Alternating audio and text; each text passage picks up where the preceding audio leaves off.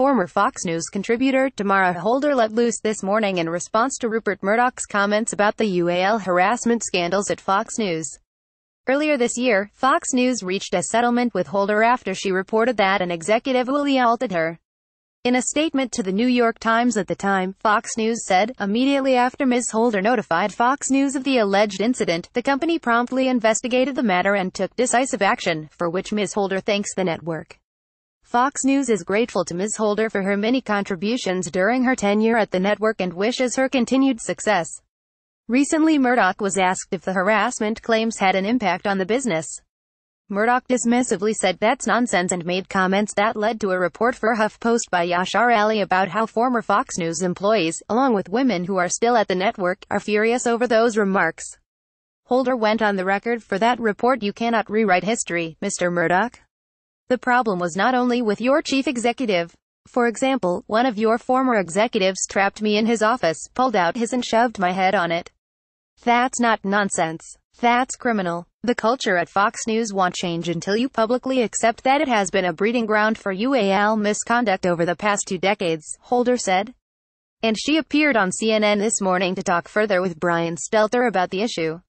I want to be very clear here, she began. I would not have been able to be sitting here to say what I'm about to say if it wasn't for Mr. Murdoch and what he said.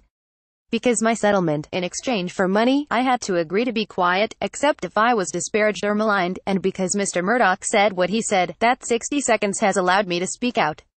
She continued, Fox News ruined people's lives. He ruined my life. I don't have a job in TV anymore, because the place that he has secured down like Fort Knox allowed abusive predators to prey on women who just wanted to work. That is not nonsense, this is people's lives.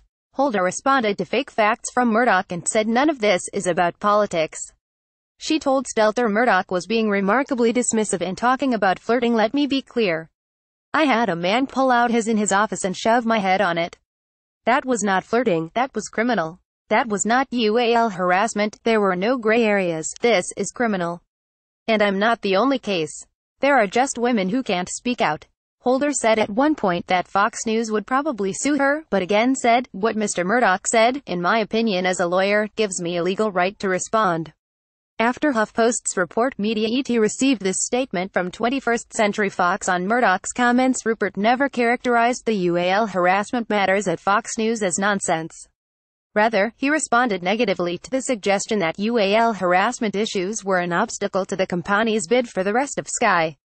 Under Rupert's leadership and with his total support, the company exited Roger Ailes, compensated numerous women who were mistreated, trained virtually all of its employees, exited its biggest star and hired a new head of hour.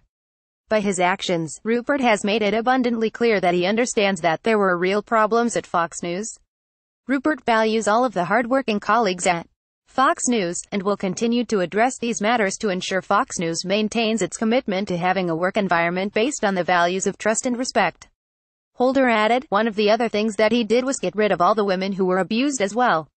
Watch above, via CNN, image via screen grab. Follow Josh Feldman on Twitter at Feldmaniac. Have a tip we should know, tips at MediaET.com.